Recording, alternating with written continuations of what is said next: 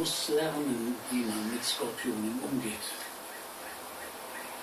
Ihr angeschlagener Cousin Ernesto springt ein, um der Kleinen zu helfen.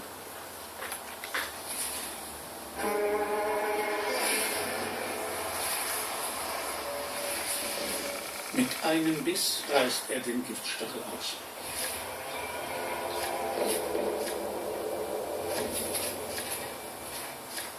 Mit dem entschärften Skorpion kommt Swift um Längen besser klar.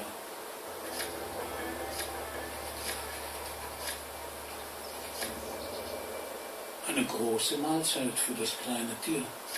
Sie muss noch etwas üben, aber schon bald wird sie geschickt genug sein, um ganz allein auf Skorpionfang zu gehen.